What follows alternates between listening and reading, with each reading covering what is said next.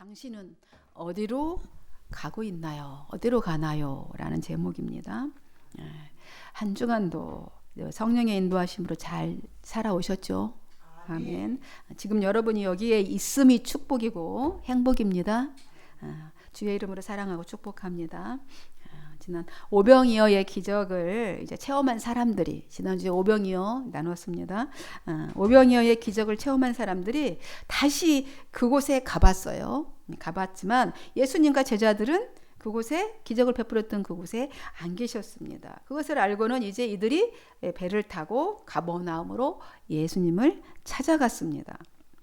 이제 그들을 보고 예수님은 당신들이 나를 찾는 것은 기적의 표징, 쉽게 얘기하시면 하나님이 하시는 일을 보고 찾아온 것이 아니고, 그것 때문이 아니고 배불리 먹여주었기 때문이다. 이 썩어질 양식을 위해서 애쓰지 말고 영생하도록 있는 양식을 위해서 애쓰라, 이렇게 말씀을 하셨습니다. 여러분, 주님은 이제 배 타고 멀리 자신을 찾아온 이 사람들에게 아주 전곡을 찌르는 말씀을 하셨던 것이죠. 하셨습니다. 그러시면서 이어서 이렇게 말씀하셔요. 하나님께서 하늘로부터 참떡을 내려주시는데 이 떡은 세상에 생명을 주는 떡이니라. 이렇게 생명을 주시는 것이다. 이렇게 말씀합니다. 이제 참된 기적은 오병이어의 기적이 아니라 성육신이 그 자체가 기적이다, 이렇게 말씀하신 겁니다. 이제 그들이 먹어야 할 떡은 육신을 만족시키는 그런 떡이 아니라 영을 만족시킬 그런 하늘로부터 내려오는 떡이다라고 가르쳐 주신 것입니다. 주님이 이렇게 말씀하시자 듣고 있던 사람들이 이 떡을 우리에도 항상 있게 해주시옵소서, 이렇게 우리에게도 떡이 항상 그 떡이 항상 영원히 있는 떡이라고 한다면 우리가 이제 떡 때문에 고민할 필요가 없잖아요. 먹을 것 때문에 그 떡을 항상 있게 해주세요, 그렇게 말합니다. 현실적으로 그들에게는 정말 떡이 필요했습니다. 왜냐하면 로마의 폭정 가운데 있었기 때문에 생활고가 심했습니다. 하지만 주님은 내가 생명의 떡이다 그러시는 거예요. 내가 생명의 떡이다. 내게 오는 자는 결코 줄이지도 목마르지도 아니한다, 이렇게 말씀하십니다. 이들이 주님을 찾아온 이유가 배부르게 해주셨기 때문에 라고 분명히 주님도 아셨고 그렇게 말씀하셨잖아요. 그렇게 아시면서 이렇게 말씀하시는 거예요. 그들의 현실적인 배고픔을 해결해 주겠다. 내가 너 배고픈 거 해결해 주겠다, 이렇게 말씀하시지 않으시고 내가 생명이기 때문에 나에게 와서 붙어 있으라, 이렇게 말씀하시는 겁니다. 그러면서 아버지께서 내게 주시는 자는 다 내게로 올 것인데 그들을 결코 나는 내쫓지는 않을 것이다. 왜냐하면 하나님의 뜻이 뭐냐면 주를 믿는 자는 하나도 잃어버리지 않고 마지막 날에 다시 살리시는 것이 하나님의 뜻이기 때문이다, 이렇게 말씀하십니다. 이 말씀을 듣고 있던 사람들은 어떤 반응을 보였을까요? 지난주에 어떤 반응을 보였을까 궁금하시죠? 라고 하면서 끝냈어요. 41절 42절에 어떤 반응을 보였는지 한번 볼까요? 자기가 하늘에서 내려온 떡이라 하심으로 유대인들이 예수에 대하여 수군거려 이르되 이는 요셉의 아들 예수가 아니냐? 그 부모를 우리가 아는데 자기가 지금 어찌하여 하늘에서 내려왔다 하느냐? 이렇게 반응을 합니다. 그러니까 말씀의 뜻을 전혀, 주님이 그렇게 말씀하셨는데 그 말씀을 전혀 깨달았지 못하고 알아듣지도 못했기 때문에 유대인들은 아니 내가 하늘에서 내려온 떡이다, 주님이 이렇게 말씀하시는 것에 그것에만 딱 꽂힌 거예요. 그래서 그들은 주님께 그게 무슨 말이에요? 이렇게 묻지도 않습니다. 그게 무슨 말씀이니까 이렇게 묻지도 않고 그냥 내가 하늘에서 내려온 떡이다, 그 말에 걸려서 수군수군 됩니다. 아니 저 사람이 요셉의 아들 아니야? 우리가 그의 부모도 다 알잖아. 다 알고 있는데 무슨 자기가 하늘에서 내려왔다고 지금 말하고 있는 거야? 도대체 그건 무슨 말도 안 되는 소리를 하고 있는 거지 지금? 이러면서 웅성웅성 수군수군 거리고 있는 겁니다. 여러분, 이들은 예수님과 같은 고향 사람들이죠. 같은 고향에서 자랐고 예수님이 어린 시절부터 쭉 다 봐왔던 사람이고 목수의 아들로 곤궁하게 살고 있는 것도 다 알아요. 비루하게 살고 있던 것도 다 압니다. 가족이기에 잘 알고 있기에 하나님의 사람을 하나님의 사람으로 보지 못하고 있는 것이죠. 하나님의 아들로 인정하기가 쉽지 않습니다. 이들이 이런 태도를 보이는 것은 자신들이 예수님의 모든 인적상 다 알고 있어요. 성격도 알고 있고 어떻게 먹고 사는 것도 다 알고 있는데 하늘에서 내려올 만한 그런 인물이 아니라는 거예요. 무슨 하늘에서 내려왔다는 거야. 못 된다는 거죠. 하늘에서 내려온 사람 어떻게 그렇게 살아? 그죠? 어떻게 그렇게 없이 살아? 맨날 먹거리 때문에 전전긍긍하면서. 그죠? 그래서 예수님은 단지 목수의 아들이고 그냥 인간인 거죠. 인간에 국한시키고 보통 사람인 거죠. 주님의 말씀과 교훈이 아직까지 했던 건 다 뻥이야. 거짓이야. 라고 그것을 주장하고 싶은 거죠. 쉽게 얘기하면 그런 의도로 지금 이런 태도를 보이고 있는 겁니다. 그런 의도에서 비롯된 태도인 거예요. 수근수근 웅성웅성 무슨 지가 하늘에서 내려왔대 이러면서 하나님의 예수님의 그 인간적인 인간으로서 살았던 그 모습만 보여진 거죠. 보여지고 자기 관점으로만 자기가 생각하고 있는 것으로만 아직까지 자기가 보아왔던 경험적인 것으로만 가득 차 있잖아요. 그 안에 가득 차 있기 때문에 아무리 주님이 이 공생애를 시작하면서 신령한 증거들을 계속해서 그들에게 보여주시고 오병이어도 얼마 전에 바로 이틀 전에 보여줬는데도 불구하고 그냥 육신적인 것에 생각이 머물러 있는 것입니다. 자신들이 알고 있다는 것은 예수님의 한 단면일 뿐이에요. 인간적인 한 단면만 알고 있는데 우리가 다 알고 있는데 이렇게 얘기를 하면서 거부를 하는 거죠. 그러니까 인성적인 면은 자기들이 알고 있을지는 몰라도 그죠? 하나님의 아들 신성적인 면은 모르고 있는 겁니다. 그러면서 마음대로 지금 생각하고 판단하고 있는 것이죠. 주님이 공생의 사역을 통해서 이적과 기적과 이런 신령한 것들을 보여주셨지만 그를 믿지 않고 인정도 하고 싶지 않은 겁니다. 왜냐하면 그들의 의식을 가득 메우고 있는 것이 있습니다. 여러분, 그들에게는 선민의식이 있어요. 자기들이 하나님께서 자기들만 택했다라는 선민의식이 있고요. 그 다음에 또 율법을 그들에게만 하나님이 주셨잖아요. 율법주의가 있습니다. 이스라엘 족속에게는, 민족에게는.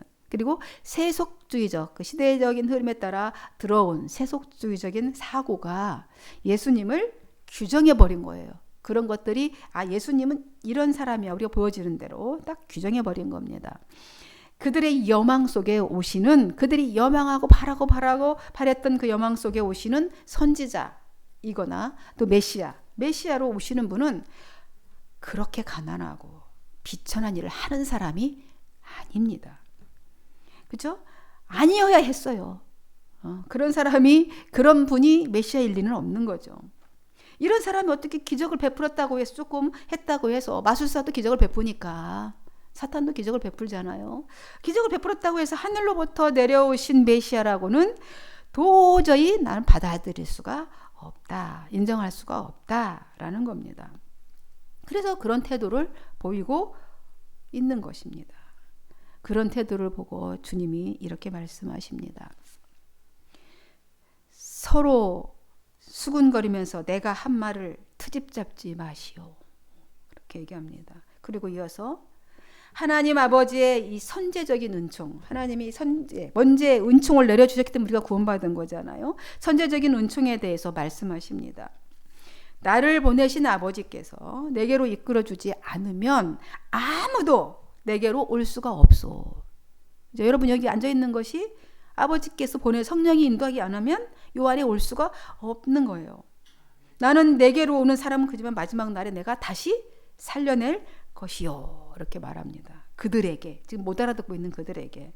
즉 성부 하나님께서 그리스도와의 그 만남을 연결시켜 주셨다는 거예요. 성령이 하나님께서 우리를 그리스도와 연결시켜 주셨다. 예수님의 말씀입니다. 하나님께서 아들을 보내시고 우리를 그렇게 부르심으로 우리와 그리스도가 만나도록, 지금 여기서 그리스도가 만나도록 연결해 주셨다는 겁니다. 이것이 하나님의 섭리고 은총이고 그런 무력한 우리 인간에 대한 하나님의 완벽한 배려라는 겁니다. 믿으십니까? 선지자의 글에도 이렇게 기록되어 있다. 너희들이 그렇게 믿고 있는 성경, 율법 그 안에 예언서에 45절에 이렇게 말씀하십니다. 한번 같이 읽을까요? 45절 집중하는 의미에서 시작. 선지자의 글에 같이 시작. 그들이 다 하나님의 가르치심을 받으리라 기록되었은즉 아버지께 듣고 배운 사람마다 내게로 오느니라 이렇게 말했습니다. 그러니까 선지자의 글에도 그렇게 기록되어 있지 않냐.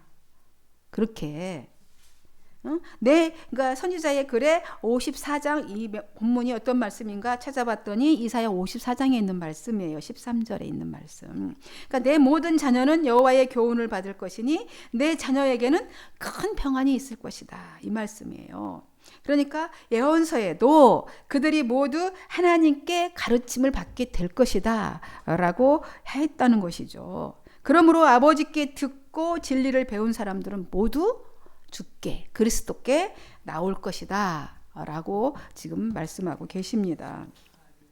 그러면서 이 말씀의 의미를 이제 설명해 줘요. 주님 다 설명을 다 차근차근 주님이 다 말씀해 주십니다. 하나님 아버지를 본 사람이 있다 그런 말이 아니다. 이 말은 그런 말이 아니고 오직 하나님에게서 온 자만이 하느님께로서부터 온 자만이 아버지를 보았다 라는 말이다 라는 말입니다. 그래서 우리는 누구든지 자기를 믿는 자는 영생을 가졌다. 그래서 그리스도께 나온 자는 그래서 영생을 가졌다. 그러면서 곧 자기가 생명의 떡이다. 이렇게 연결시켜서 말씀해 주고 계십니다. 그러시면서 계속 얘기해 주셔요. 이해가 계속해서 끔벅끔벅 눈만 번덕번덕하고 이해를 못하고 있으니까 그러면서 이제 출애굽기 16장의 말씀을 얘기를 하십니다. 만나 얘기를 해주세요. 16장 13절에서 20절까지가 만나 이야기인데 출애굽한 이스라엘 백성들이 어떻게 했어요? 아무것도 먹을 것이 없는 광야로 인도함을 받았잖아요. 그 광야에서 하늘에서 내려주시는 만나를 먹었어요. 다 하는 내용이죠. 이 만나는 근데 한 번 받고 말았던가요? 아니죠. 40년 내내 매일매일 먹었습니다. 그죠? 안식일 전날에만 이틀씩 거둬서 매일매일 내려주지 않으면 먹을 수가 없는 게 만나였습니다. 그러니까 이 만나는 매일 먹어야 했던 거예요. 매일의 만나 양식이었습니다. 그래서 이 만나는 예수 그리스도를 상징하는 것으로 보여주신 거예요. 만나를 하늘에서 내려주신 겁니다.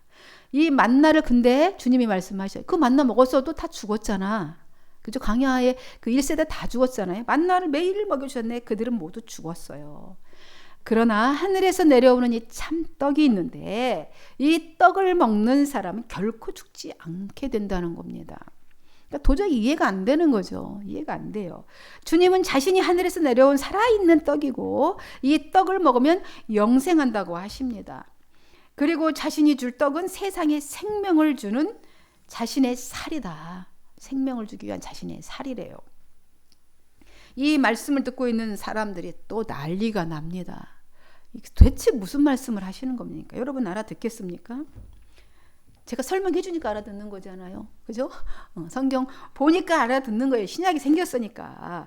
주님께서 자신의 살을 세상에 먹도록 내려주신다고 하니까 그 의미는 도대체 깨달을 수 못하고 알 수도 없으니까 자기들끼리 서로 막 논란이 일어납니다.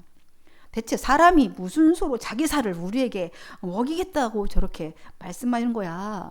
대체 무슨 말씀인 거야. 말씀이 도대체 이해가 안 되고 깨달아지지 않으니까 막 이제 화가 나고 반발심이 생긴 거죠. 반발이 일어났습니다. 그래서 나중에 이 유대인들이 여기 이제 이 말씀을 듣고 깨닫지 못한 이 유대인들은 초대교회가 이제 생기잖아요. 예수님 승천하시고 교회 생겼을 때 이 성만찬을 이제 기념 예식으로 예전으로 했잖아요. 예배 때. 그 성만찬 예식을 행하니까 이들이 뭐라고 소문을 퍼뜨리냐면 이방인들에게 저 기독교 단체에 있는 애들은 흡혈귀 단체야. 살을 먹고 피를 먹는데 이제 그 말만 듣고 이렇게 소문을 퍼뜨려 갖고 오해하게 만들어서 핍박받게 했습니다. 이들이. 그러니까 말씀을 듣는다고 다 들려지는 게 아니에요. 잘 들어야 되는 것입니다. 주님은 그들의 논쟁에 아랑곳하지 않으시죠. 그들에게 살과 피의 의미에 대해서 그리고 설명을 하십니다. 그러니까 말씀이 안 깨달아지면 엉뚱한 소리 한다니까요. 엉뚱한 소리 하는 사람들 많잖아요. 단체들이 저기 이웃 동네에 그죠? 뭐 신모모 그죠? 어디 모모 엉뚱한 소리 많이 해요. 안 깨달아지니까 엉뚱한 또 죽이는 소리 결국은 죽이잖아요. 53절에서 58절까지 쭉 살과 피의 의미에 대해서 이렇게 설명을 해줍니다. 53절에서 58절까지예요. 한번 보십시다. 뭐라고 설명하십니까? 주님께서 빨간 글씨로 되어 있죠. 내가 진실로 진실로 너희에게 이르노니 인자의 살을 먹지 아니하고 인자의 피를 마시지 아니하면 너희 속에 생명이 없느니라. 내 살을 먹고 내 피를 마시는 자는 영생을 가졌고 마지막 날에 내가 그를 다시 살리리니 내 살은 참된 양식이요 내 피는 참된 음료로다. 내 살을 먹고 내 피를 마시는 자는 내 안에 거하고 나도 그의 안에 거하나니 살아계신 아버지께서 나를 보내심에 내가 아버지로 말미암아 사는 것 같이 나를 먹는 그 사람도 나로 말미암아 살리라. 이것은 하늘에서 내려온 떡이니 조상들이 먹고도 죽은 그것과 같지 아니하여 이 떡을 먹는 자는 영원히 살리라. 이렇게 주님이 차근차근하게 살과 피에 대해서 설명합니다. 더 쉽게 보려고 이제 메시지 성경을 이제 봤더니 메시지 성경에는 이렇게 번역을 했습니다. 한번 들어보시겠어요? 너희가 살과 피, 곧 인자의 살과 피를 먹고 마실 때에야 비로소 너희가 생명을 얻는다. 이 살과 피를 왕성하게 먹고 마시는 사람은 영원한 생명을 얻고 마지막 날을 맞을 준비가 다 된 것이다. 내 살은 참된 음식이고 내 피는 참된 음료다. 너희는 내 살을 먹고 내 피를 마심으로 내 안에 들어오고 나는 너희 안에 들어간다. 온전히 살아계신 아버지께서 나를 이 세상에 보내셨다. 내가 그분으로 말미암아 사는 것 같이 나를 먹는 사람도 나로 말미암아 살 것이다. 나는 하늘에서 내려온 빵이다. 너희 조상들은 빵을 먹고도 죽었지만 누구든지 이 빵을 먹는 사람은 영원히 살 것이다. 이렇게 말씀을 이렇게 해석을 했습니다. 메시지 성경은 조금 의미가 좀 색다르게 다가오지만 의미는 같은 말씀인 것이죠. 그래서 이 말씀을 선포하고 가르쳤던 곳이 바로 어디냐면 회당이다. 이 회당이라고 왜 얘기했는지 그 회당에 주로 회당에서 주님은 가르치셨어요. 유대인들의 회당, 유대인들을 가르쳤던 것이죠. 여러분 이 말씀을 다 알아듣고 이해가 되십니까? 이렇게 설명해 주셨는데 이해가 되세요? 이렇게 설명해 주셨어도 잘 이해가 안 되는 것이죠. 그렇다고? 도대체 무슨 의미야? 설명을 해줬어도 잘 모릅니다. 예수님의 제자들도 도무지 알아들을 수가 없었어요. 그곳엔 다 예수님을 따르는 자들이어서 예수님의 말씀을 듣고 있었잖아요. 그래서 수곤 되기 시작합니다. 아니 선생님께서 도대체 이해할 수 없는 말씀을 하늘에서 자기 내려온 자기가 사람이라고 떡이라고 하더니 무슨 또 뭐 살과 피를 먹으라고 하더니 뭐 이렇게 하는 도대체 선생님이 도대체 무슨 말씀하는지 이해가 안 돼. 누가 이 어려운 말씀 알아들을 수 있어. 막 이렇게 자기네들끼리 막 논란이 일어납니다. 여러분 주님의 말씀은 생명의 말씀이죠. 그죠? 맞죠? 진리의 말씀이고 생명의 말씀이었고요. 모든 인생에게 반드시 필요한 말씀이 주님의 말씀이에요. 근데 이해가 안 돼요. 받아들일 수가 없어요. 알아듣지 못하는 이 제자들, 여기 제자들이라고 표현한 건 거기 안에 있는 회당 안에 있는 예수님 말씀을 듣고 있는 모든 예수님 따르는 자들, 제자들로 불리고 있습니다. 이 걸림돌이 되었어요. 얘들에게는 이 말씀이 생명의 말씀이 반드시 우리에게 필요한 이 말씀이 이 복음의 말씀이 걸림돌이 되었습니다. 이들에게는 너무나도 어려운 말씀이었어요. 그러므로 이 말씀을 들으면서 이런 생각을 하게 되는 것입니다. 참으로 구원의 문은 열려 있어요. 그죠? 누구에게나 열려 있습니다. 구원의 문은 누구에게나 열려 있지만 그 구원의 문으로 들어가는 것은 결코 쉽지가 않다는 겁니다. 인자의 살을 먹고 피를 마시는 사람이 영생을 얻게 된다는 말씀은 이 성육신하신 그리스도를 믿고 받아들여야 구원을 얻는다는 신앙의 본질을 말씀하신 것입니다. 주님이 살과 피로 맺어진 관계가 우리 인간 사이에도 있죠. 살과 피로 맺어진 관계가 어떤 관계입니까? 나와 얘와의 관계죠. 부모야 자식 관계, 그죠? 살과 피로 이루어진 관계가 부모 자식 관계잖아요. 부부 관계도 그렇다고 볼 수 있죠. 우리 살 썩고 산다고 맨날 그러잖아요. 그러니까 살과 피로 맺어진 관계, 이 부모 자식 관계이지요. 따라서 그리스도 안에서 맺은 하나님과 이 성도와의 이 관계도 그와 같이 생명적인 관계라는 거예요. 생명적인 관계라는 의미로 주님이 내 살과 피를 먹으라, 살을 먹고 피를 마시라, 이 말은 생명적인 관계다. 주님과 우리의 관계는 생명의 관계고 성도와 성도 관계도 생명으로 이어진 관계다라는 말씀을 하는 겁니다. 주님은 옛 율법 종교가 아니라 너희들 율법 얼마나 그랬습니까? 율법 그런 종교가 아니라 생명의 본질이신 예수, 당신 자신을 얻으라는 거예요. 당신 자신은 나를 얻으라. 나를 먹고 나를 마셔라. 이렇게 말씀하는 겁니다. 이 깊은 의미를 깨닫는 것이 어찌 쉬웠겠습니까? 결코 쉽지 않습니다. 영적인 귀가 열리지 않으면 알아들을 수가 없는 거예요. 무리 중에는 이 다양한 사람들이 섞여 있지 않습니까? 거기 바리새인들도 있었었고요. 그렇죠? 연령이 많은 사람도 있고 낮은 사람도 있고 여성은 없었을 수도 있거나 아무튼 지식이 많은 사람도 있었고 천한 직업을 갖고 있는 사람도 있었을 거예요. 회당 안에 다양한 사람들이 섞여 있습니다. 주님은 제자들 가운데 이제 많은 사람들이 이 말씀 때문에 너무 힘들어합니다. 힘들어하는 것을 보시고 그들에게 이렇게 말씀하시죠. 내 말이 그렇게 어렵고 힘드냐? 혼란스럽냐? 이렇게 물어보세요. 만일 그러면 인자가 정말 혼란스럽냐? 내가 이제 원래 있던 곳, 하늘에서 오셨잖아. 내가 정말 하나님이 있던 그곳, 원래 있던 곳으로 내가 올라가는 것을 너희들이 보게 된다면 어떡하겠냐? 이렇게 말씀을 하십니다. 실제로 봤죠? 513명이 봤죠? 하나님 승천하시는 것을 보았습니다. 보게 되었어요.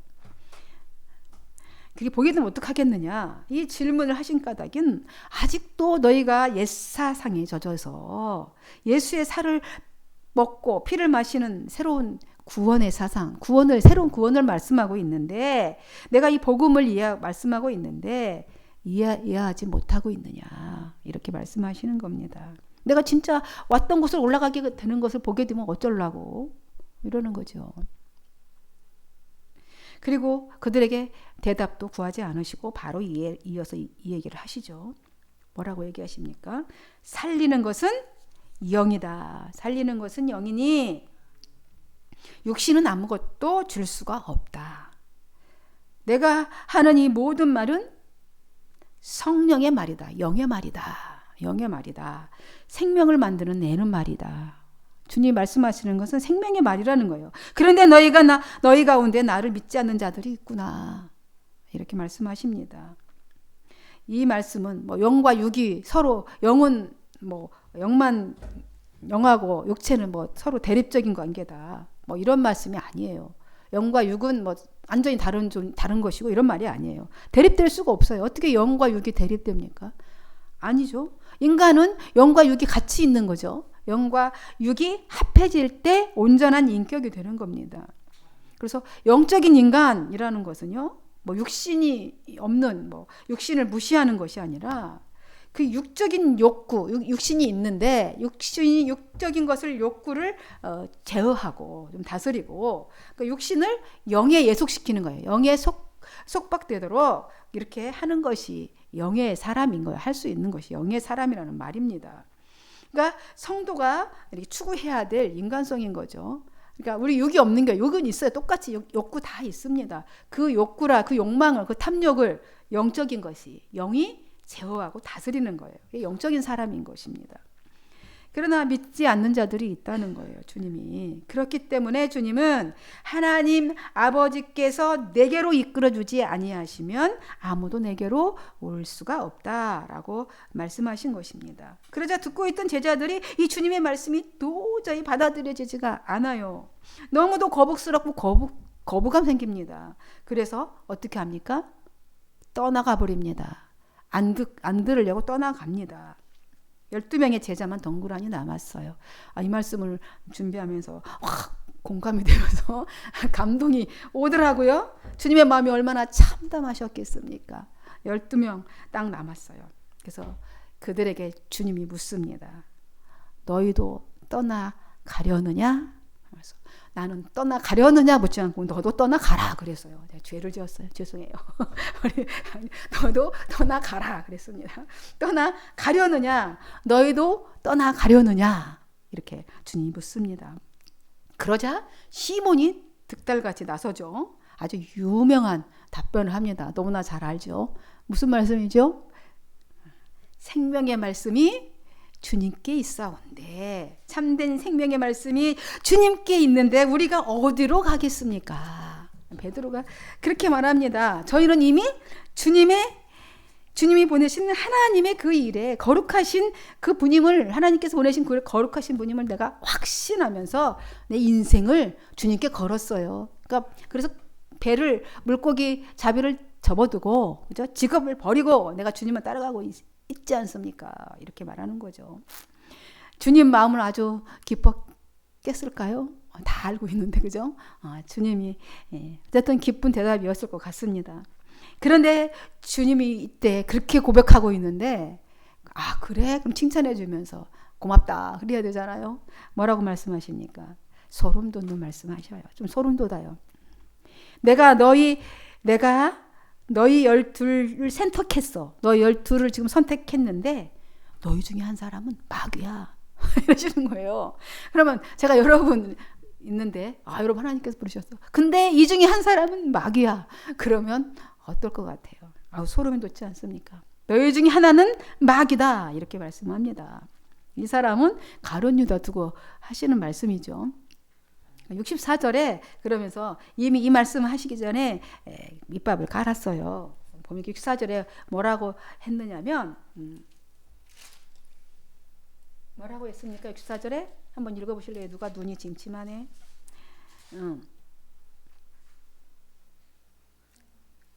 까만 글씨. 이는 예수께서 믿지 아니하는 자들이 누구며 자기를 팔자가 누구인지 처음부터 아심이로라. 이렇게 미리 사도 요한이 쓴 거잖아요. 요한복음을.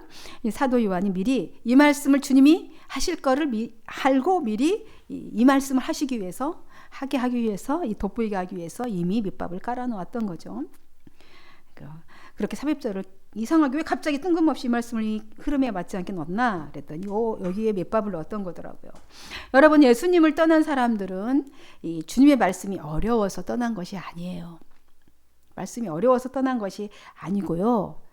주님이 말씀하셔요. 처음부터 그들은 예수님을 신뢰하는 마음을 갖고 있지도 않았고, 예수님을 믿어 구원을 얻거나 또 그의 가르침대로 세상을 바르고 정직하게 살 마음이 없었던 것입니다. 애시당초. 그죠? 처음부터 그들은 그럴 마음이 없었던 거예요.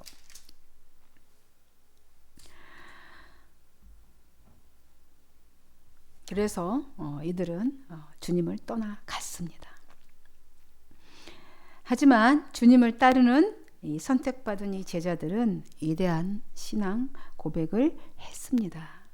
말씀이 다 이해 안 됐죠. 다 그들도 이해가 안 됐어요. 주님 말씀을 다 나중에 이제 마가의 다락방에 오순절 성령이 임했을 때에 깨달은 거죠. 이때 당시는 다 깨닫지 못했습니다. 주님을 따르는 이 제자들도 그런데 위대한 너도 떠나가려느냐? 내 떠나가지 않고 주님과 함께 하겠습니다. 고백을 했던 거잖아요. 위대한 신앙 고백을 했습니다. 말씀이 다 이해되지 않아도, 알아듣지 못했어도 하나님께로부터 오신 거룩한 신이로 믿었고 생명의 말씀이 주님께 있음을 깨달았고 그렇게 고백을 했습니다. 따라서 그분의 말씀을 순종하면서 신앙이 점점 붙어 있으니까 자라갔던 거죠.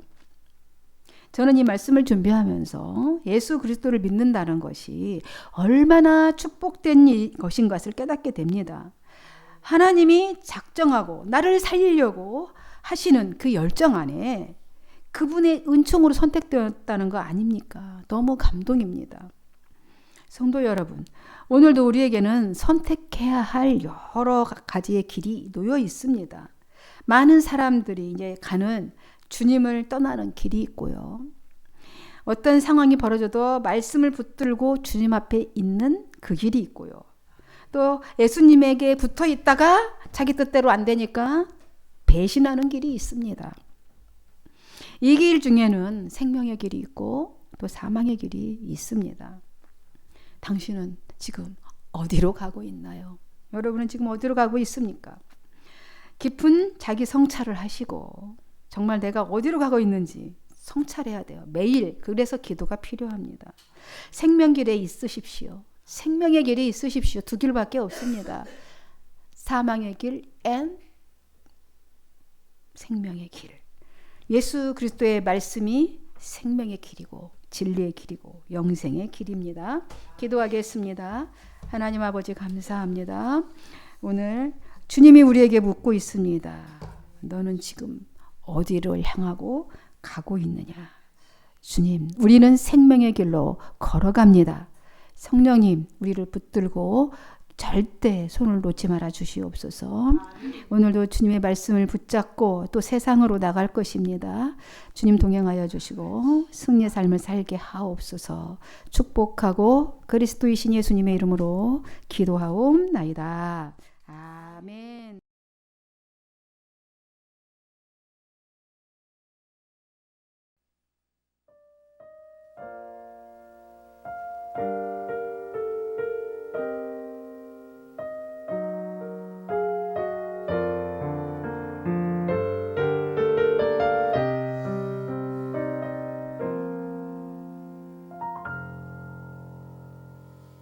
마음이